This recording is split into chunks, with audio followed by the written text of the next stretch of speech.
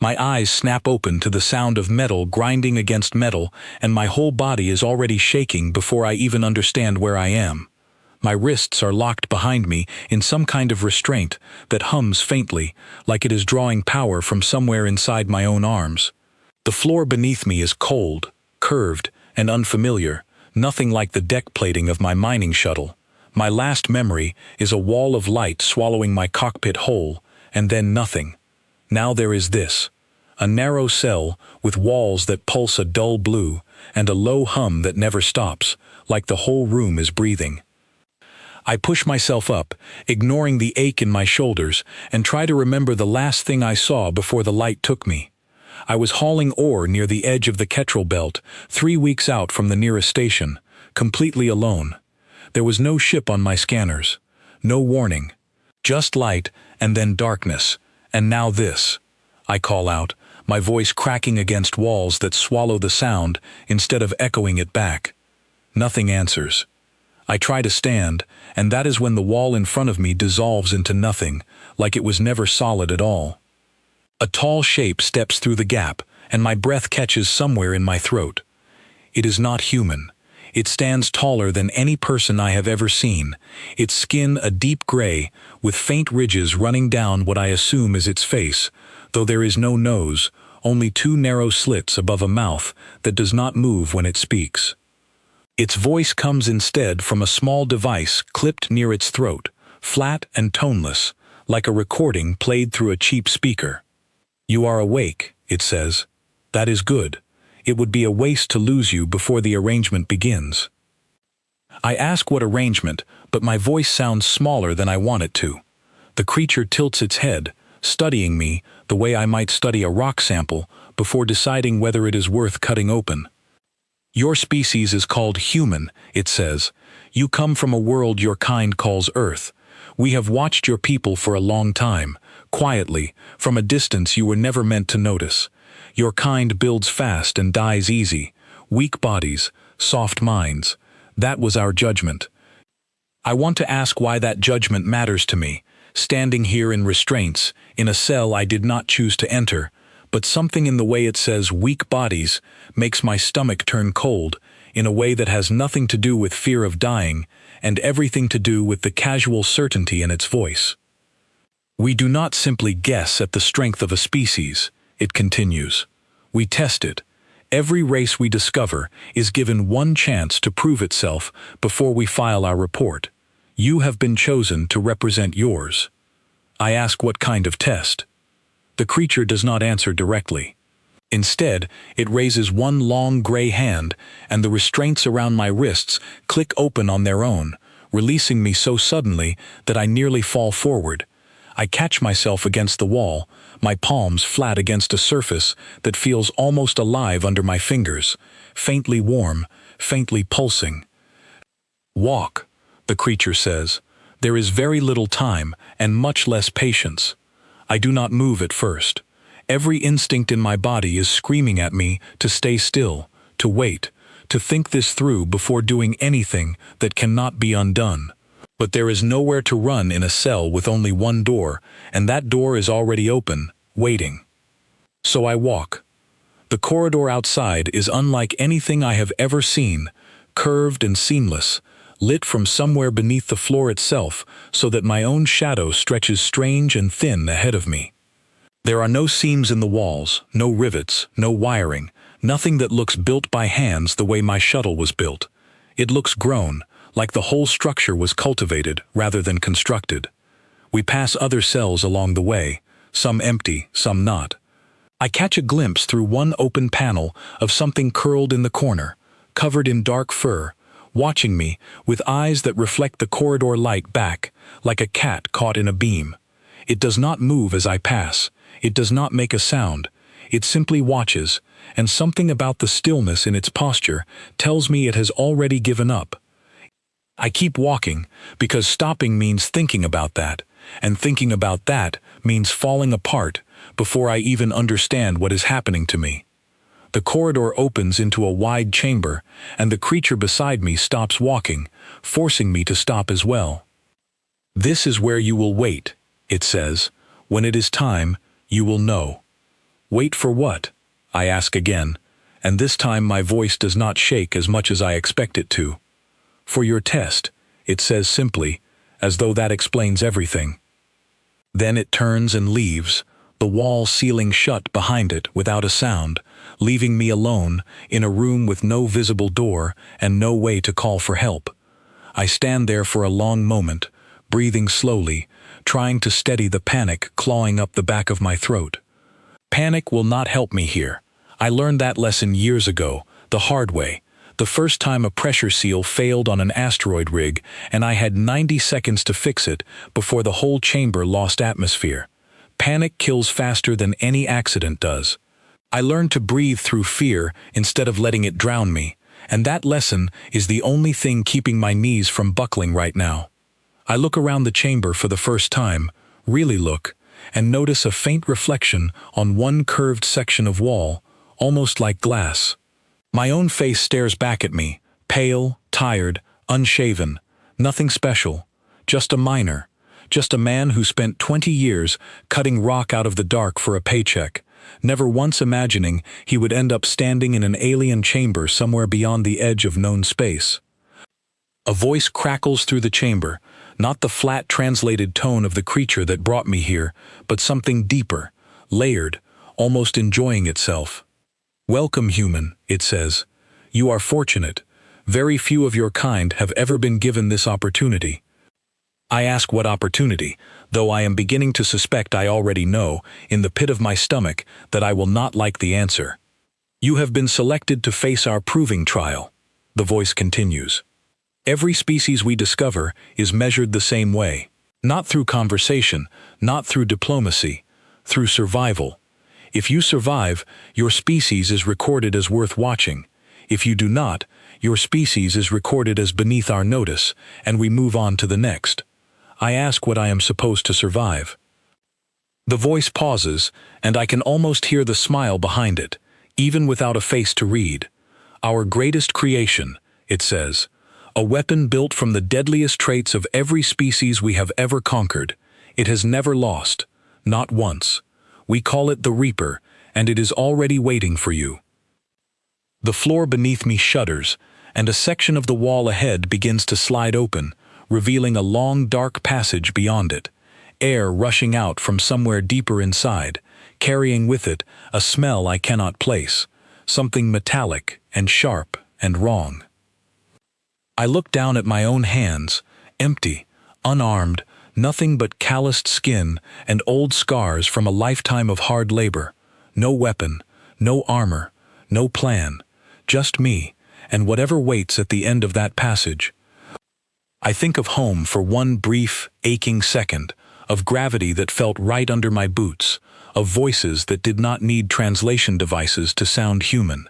Then I push the thought away, because there is no room for home in what is about to happen, and I step forward into the dark passage before fear can talk me out of it.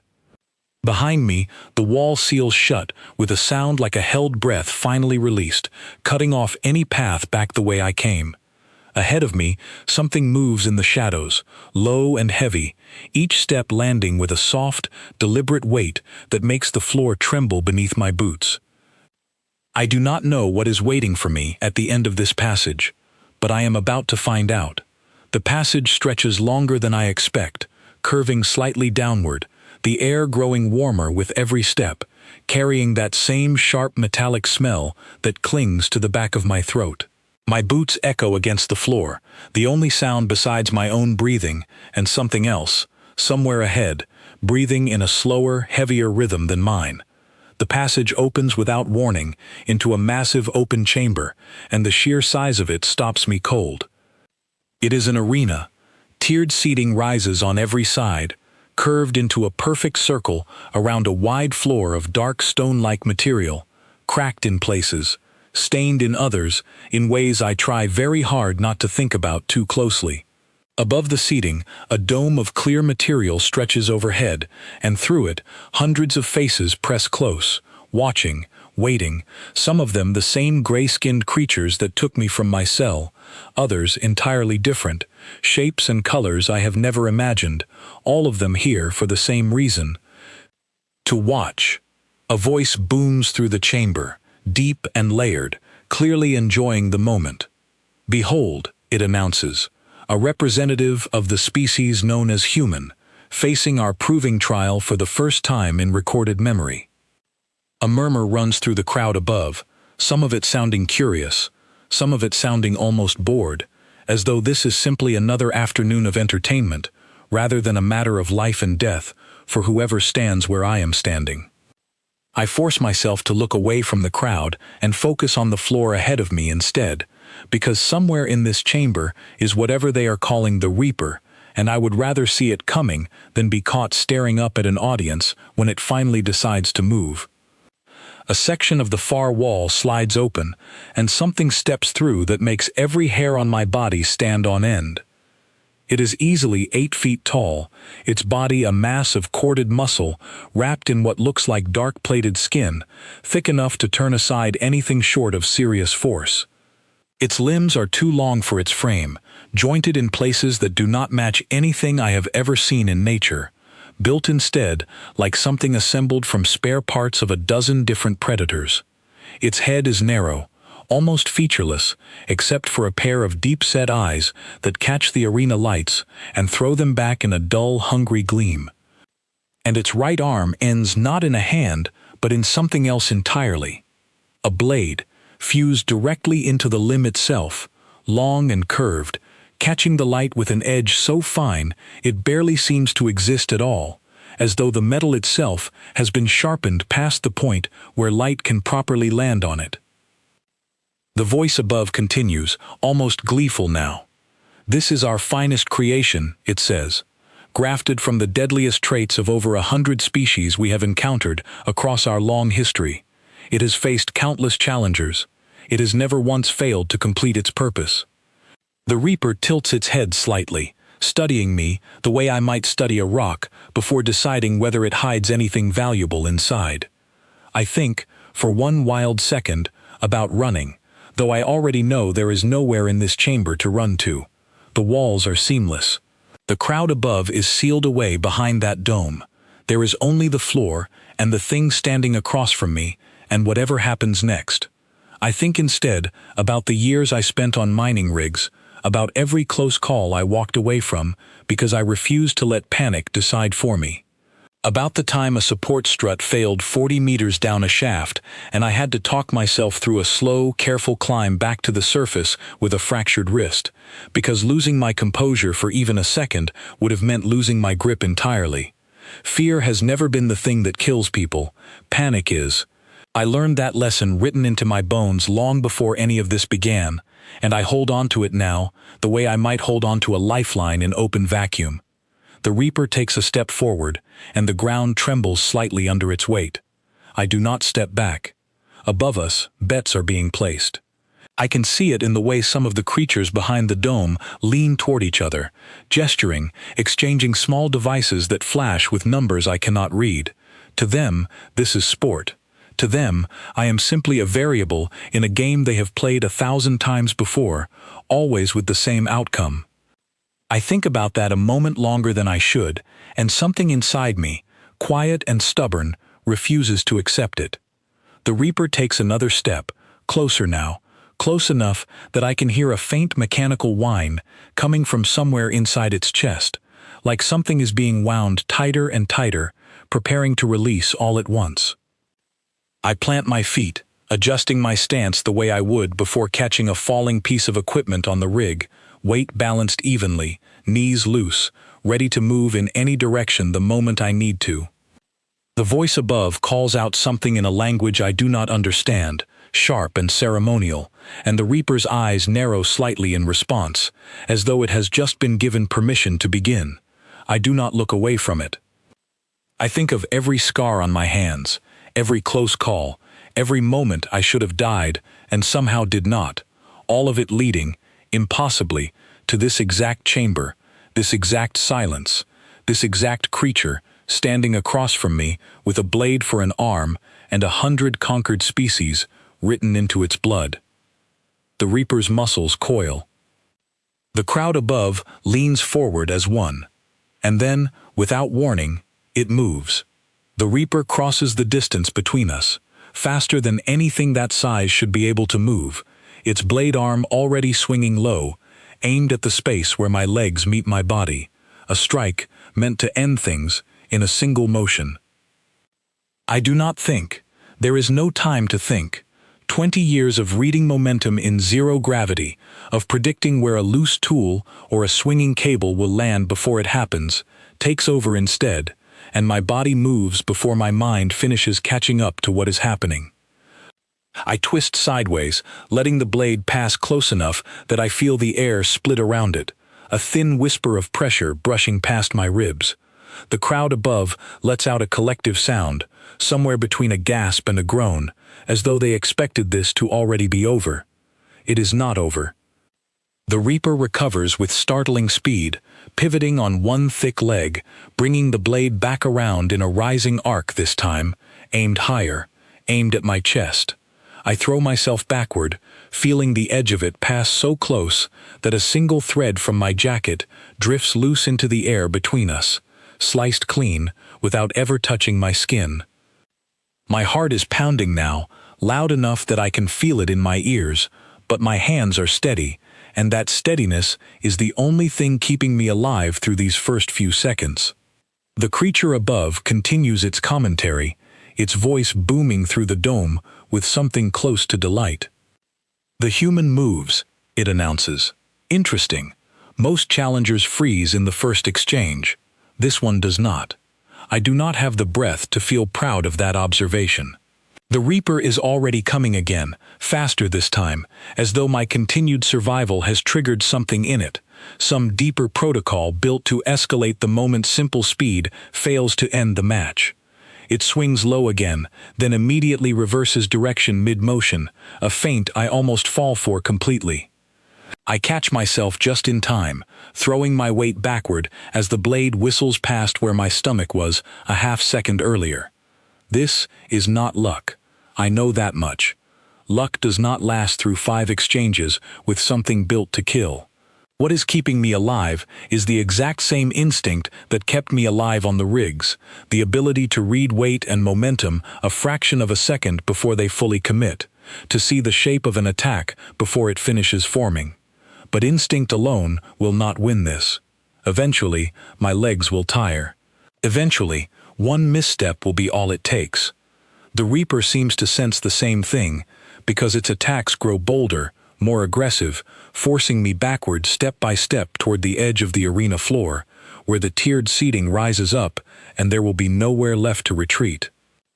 I glance briefly upward, just once, catching sight of hundreds of faces pressed against that dome, watching, some leaning forward with open fascination, others sitting back with the bored patience of creatures who have already decided how this ends. I refuse to let it end the way they expect.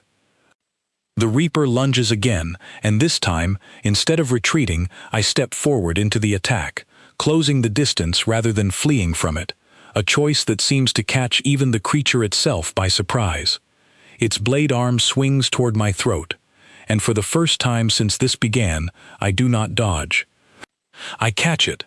My hand closes around the flat of the blade, just below its edge, my palm pressing hard against metal that should, by every rule I understand about the universe, slice straight through skin and bone without slowing down at all.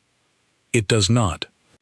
There is pressure, immense pressure, enough to make my knees buckle slightly under the strain, enough that I feel my own pulse hammering through my palm, as though my whole body has decided to fight this single motion with everything it has. But the blade does not cut through. My skin does not open. My grip does not fail. The Reaper freezes. For one long, suspended moment, neither of us moves. Its blade arm trembles slightly in my grip, straining against a hand that refuses to let go, refusing to accept the outcome that every previous match in this arena has already written into its design. Above us, the crowd has gone almost entirely silent, hundreds of faces pressed close to the dome, and for the first time since I stepped into this chamber, I hear something other than commentary and cheering. I hear confusion. The Reaper tries to pull its arm back, Some instinct built into its design telling it that this is wrong, that prey does not do this, that prey does not simply reach out and stop the end from coming. I do not let it retreat easily. I hold on, my fingers locked tight around cold metal, my other hand coming up to brace against its forearm, using the same leverage I would use to stop a runaway cable on a mining rig before it could snap free and take someone's arm off. The creature's eyes, deep-set and dull, flicker with something I can only describe as uncertainty, an emotion I did not expect to find in something built purely to end lives without hesitation. I do not know if it can think the way I think. I do not know if there is anything behind those eyes beyond raw instinct and grafted aggression, but in this moment, staring at something built from 100 conquered species, I see the same thing I have seen in every animal on the edge of a fight it did not expect to survive. Doubt. The voice above breaks its silence at last, sharp and confused, no longer performing for the crowd. Impossible, it says. No organic tissue should withstand that edge. Recalibrate the analysis. This cannot be correct. I do not have time to think about what that means. The Reaper, perhaps sensing the same uncertainty in its handlers, suddenly wrenches its arm free with a burst of strength I was not braced for, staggering me sideways, though I manage to keep my footing. It does not immediately attack again. Instead, it takes a single step backward, its narrow head tilting, studying me the way it might study something it has never encountered before in its long, violent existence. I take the opportunity to breathe, my chest heaving, my palm throbbing with a dull ache where the blade pressed against it, though when I glance down quickly, there is no wound. No blood, just a faint red line pressed into my skin, already fading, as though my body simply refused to accept the injury it was supposed to have. I do not understand it fully myself. I only know that it worked, and in an arena built entirely around the certainty of an outcome, that single fact has just broken something that was never meant to break. The crowd above has shifted from silence into something louder, more chaotic, voices overlapping in a dozen different languages, some sounding outraged, others sounding almost thrilled, as though they have just witnessed something that will be talked about for years to come. The Reaper lunges again, faster this time, clearly no longer holding back whatever reserves of strength it has left. I brace myself, feet planted, hands ready, refusing to give it the satisfaction of watching me retreat now, not after coming this far. Its blade swings toward my shoulder this time, and once again, instead of dodging, I meet it head-on, both hands closing around the flat of the weapon, my boots skidding slightly against the arena floor as the impact drives through my whole body. The blade does not cut me. It does not even come close. I hold my ground, arms shaking with effort, staring into eyes that no longer look quite as certain as they did when this fight began. Behind me, somewhere far above, I hear a single voice cut through the chaos of the crowd, clearer than the rest, sharp with something that sounds almost like alarm. "Stop the trial," it says. "Stop it immediately." But the Reaper is already committed to its next attack, and stopping something built purely to finish what it starts is not as simple as giving an order from a booth high above the arena floor. I brace myself for what comes next, my grip tightening around cold, unyielding metal, and for the first time since I stepped into this chamber, I let myself believe, just slightly, that I might actually walk out of here alive. The order to stop the trial does nothing to slow the creature in front of me. Whatever built the Reaper clearly did not design an easy way to call it off once it commits to finishing a fight, and I am beginning to understand that the voices above me have far less control over their own weapon than they want me to believe. Its blade arm strains against my grip, and I feel my boots slide another inch across the arena floor, the sheer force behind the attack refusing to simply stop because someone shouted a command from a booth far above us. I plant my weight lower, the same way I would brace against a sudden pressure shift on the rig, letting the strain travel down through my legs instead of my arms alone. The Reaper's narrow head tilts again, studying me, and for a moment I think it might simply pull back and try a different kind of attack entirely, something faster, something my body has not yet learned to read. Instead, it does something none of us in that chamber expect. It stops pushing. The pressure against my hands eases, not completely, but enough that I notice it immediately, my arms no longer shaking quite as hard against the strain. I do not loosen my grip, not trusting the sudden change for even a second, but I watch its eyes carefully, searching for whatever shifted inside whatever passes for its mind. The voice above erupts into a flood of overlapping sound, some of it directed at me, some clearly directed at whoever controls the arena itself, the calm ceremonial tone from earlier, completely gone now, replaced by something closer to panic. This has never happened before, one voice says, sharper and higher than the others. The Reaper does not hesitate, it does not stop mid-engagement. Something is wrong with the creature, not the human. I almost laugh at that, despite everything, despite the ache still radiating through my palms and the sweat soaking through my shirt. Something is wrong with the creature. As though the impossible part of this entire trial is a machine choosing to pause rather than a man surviving a blade that was built to cut through anything. I ease my grip slightly, testing, and the Reaper allows it, taking one slow step backward, its blade arm lowering by a fraction, though it does not fully retreat. Whatever instinct or programming drives it seems caught between two conflicting orders, one telling it to finish what it started, another telling it that finishing this particular fight is no longer as simple as it once was.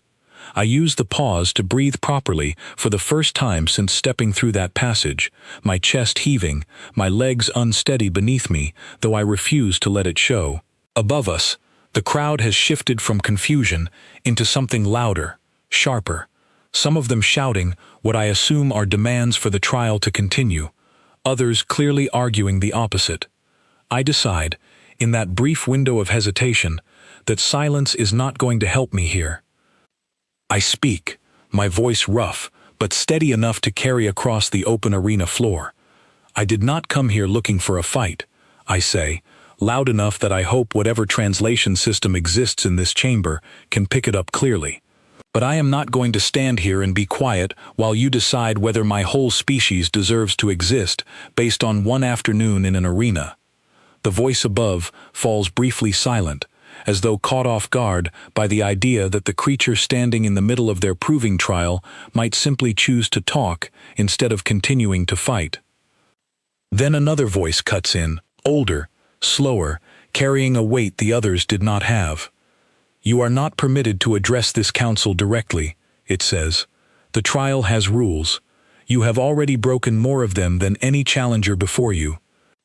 I have broken nothing, I answer, keeping my eyes on the Reaper even as I speak toward the dome above. You built something meant to end every fight in seconds. I am still standing. That is not me breaking rules. That is me proving your rules were wrong from the start. The Reaper shifts its weight, its blade arm dropping another inch, and for the briefest moment, something in its posture reminds me less of a weapon and more of an animal caught between instructions it no longer fully understands. The chamber above erupts into overlapping argument, dozens of voices layering over each other in languages I cannot follow, though the tone alone tells me enough. Some are furious, some sound almost delighted. All of them are arguing about something far bigger than whether one human survives one afternoon. A single voice eventually rises above the rest, sharp enough to cut through the noise entirely. Silence, it commands, and the chamber quiets almost immediately, decades of authority clearly behind that single word. I recognize the voice. It belongs to whoever first called out my species as weak, back in that small cell before any of this began. You stand here alive, it says, addressing me directly now, when nothing has ever stood before. I do not yet know if that is a flaw in our creation, or a truth about your kind we failed to properly measure. Either way, this cannot be allowed to continue as originally intended. The Reaper's head turns slightly toward the dome above, as though even it is waiting to hear what happens next. Some deep instinct recognizing that its purpose, in this exact moment, has shifted into something none of its previous engagements prepared it for. I do not lower my guard, despite the pause, despite the voice speaking almost thoughtfully now, instead of with the earlier ceremonial delight. I have spent too many years learning that the most dangerous moment in any crisis is the instant right after the danger seems to pass, when exhaustion convinces people to relax a half-second too early. I keep my stance steady, my palms still faintly aching, my eyes fixed on the creature across from me, rather than the voices arguing somewhere far above. The Reaper takes one more step backward, fully lowering its blade arm this time, though it does not retreat entirely, standing instead like something waiting for a final decision it has no part in making. The voice above continues, quieter now, almost speaking to itself rather than to the crowd or to me. We built the Reaper from the deadliest traits of over 100 species, it says. Every one of them driven by fear in its final moments. Every one of them broken the instant true danger arrived. We never accounted for a species that simply refuses that fear entirely. I do not correct it. I am afraid. I have been afraid since the moment I woke up in that cell, my heart hammering harder than it has in years. But fear and panic are not the same thing, and somewhere along the way, standing in the middle of an arena built to prove my species beneath notice, I decided that the second one simply was not going to win. The chamber above falls into a heavier silence, broken only by scattered murmurs, as though the entire crowd is waiting for whatever comes next, uncertain for the first time since I arrived whether the outcome of this trial is still as settled as they believed when it began. I stand my ground, refusing to be the one who looks away first. The silence stretches long enough that I begin to wonder if anyone above the dome actually knows what to do next. The Reaper stands motionless, a few paces away, its blade arm still lowered, its narrow head occasionally turning toward the ceiling as though it, too, is waiting on instructions that refuse to come. Finally, the older voice speaks again, slower this time, carrying the weight of someone forced into a decision they did not expect to make. Bring the human forward, it says, not to the pit below, to the council chamber above. This matter requires more than a verdict shouted across an arena floor. A section of the seamless wall behind me slides open without warning, revealing a narrow platform rising slowly from the arena floor, clearly meant to carry me upward toward wherever the voices have been speaking from this entire time. I glance once more at the Reaper, and for a strange, brief moment, its dull eyes meet mine directly, holding there rather than sliding past the way they had during the fight. I do not know if what I see in that gaze is relief or simply confusion at a purpose left unfinished. Either way, it does not move to stop me as I step backward onto the platform, and the moment my boots settle onto the surface, it begins to rise smoothly upward, carrying me away from the cracked stone floor and the creature still standing motionless below. The platform passes through the dome itself, some kind of barrier parting seamlessly to let me through, and I find myself rising into a wide circular chamber ringed with rows of seating, each one filled with the same variety of creatures I glimpsed earlier through the glass, though now, without the barrier between us, the sheer difference between their forms becomes even clearer. Some are tall and gray, like the one who first spoke to me in my cell. Others are shorter, covered in patterns of shifting color across their skin that seem to respond to whatever emotion moves through them. A few are barely humanoid at all, more insectile in shape, their attention fixed on me with an intensity that makes my skin prickle, despite everything I have already survived today. The platform stops at the center of the chamber, and I stand there, exposed on every side, feeling smaller than I have felt since waking up in that cell hours ago. A single figure steps forward from the highest tier, taller than the others, its gray skin marked with faint silver lines running down from its temples, clearly some mark of rank or age among its kind. When it speaks, its voice matches the one that addressed me during the fight, older, deliberate, carrying real weight behind every word. You have done something today that has never occurred in the recorded history of this trial, it says. I do not yet know what to make of it.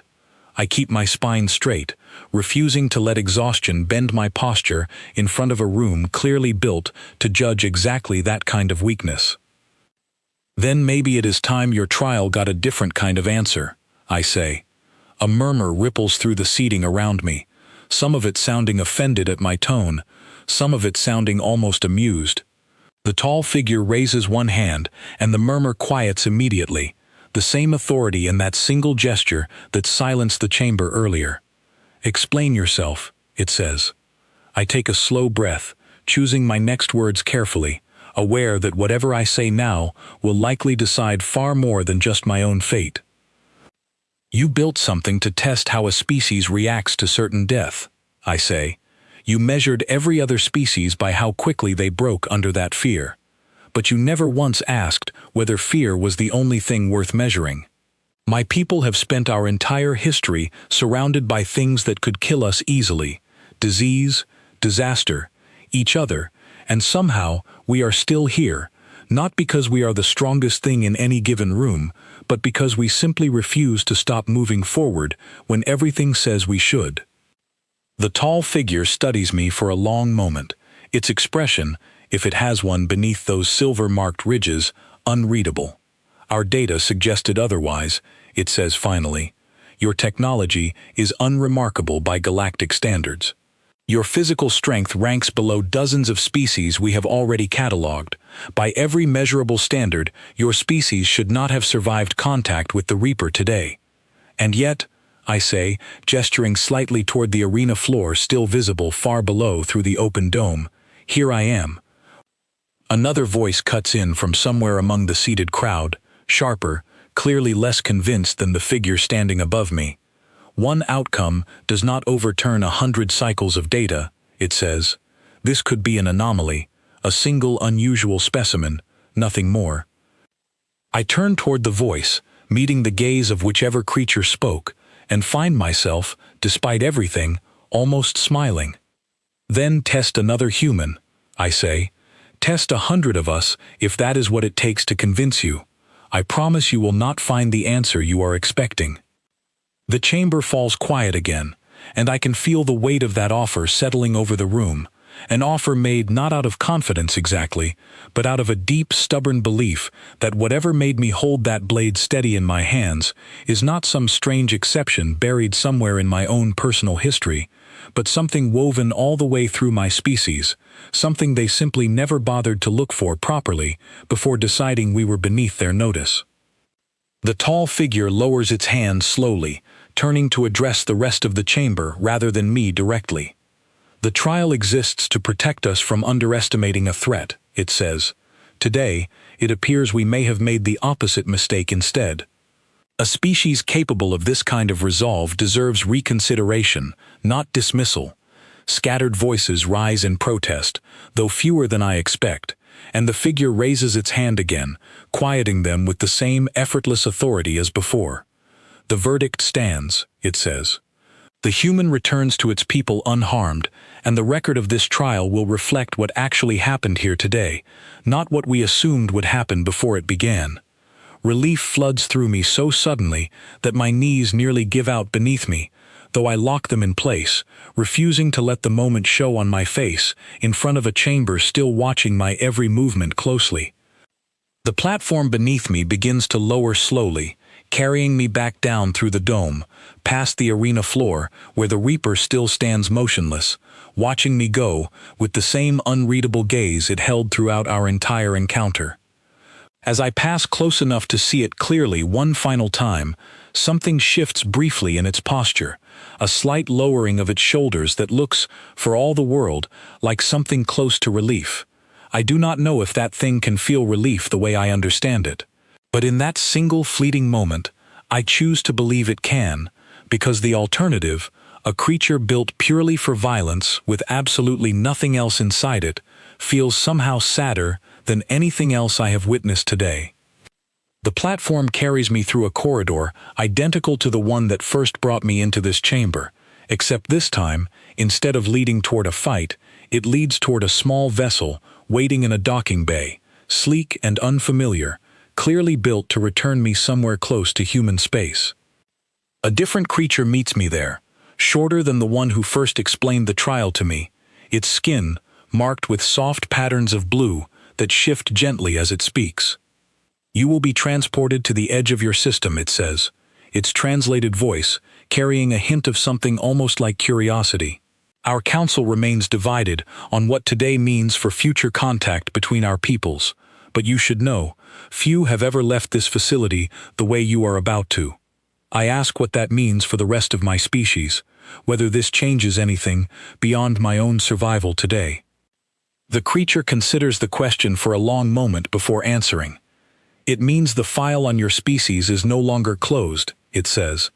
Whether that becomes an opportunity or a warning depends entirely on what your people choose to do with the attention that follows. I nod slowly, absorbing that, unsure yet whether I have just saved something or simply delayed a much larger reckoning still waiting somewhere further down the road. Either way, there is nothing more useful I can do standing in this docking bay, and the creature gestures toward the waiting vessel, clearly ready for me to board. I step inside, the door sealing shut behind me with a soft hiss, and settle into a seat clearly built for a body shape different from my own, though close enough to be workable.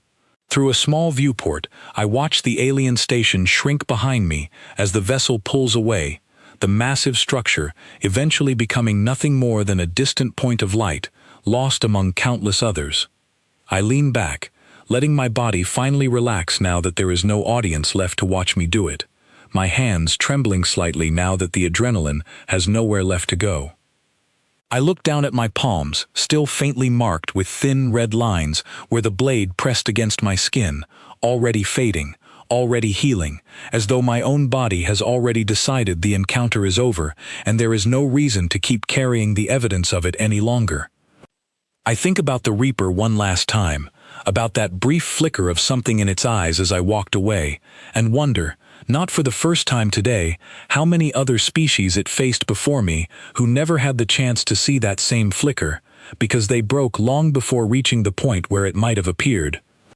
I do not have an answer for that. I only know that somewhere far behind me, in a chamber built to measure entire species by how quickly they surrender to fear, something changed today that cannot easily be undone. Whether that change turns out to be good for my people or simply the opening move in a much larger and more dangerous game, I cannot yet say.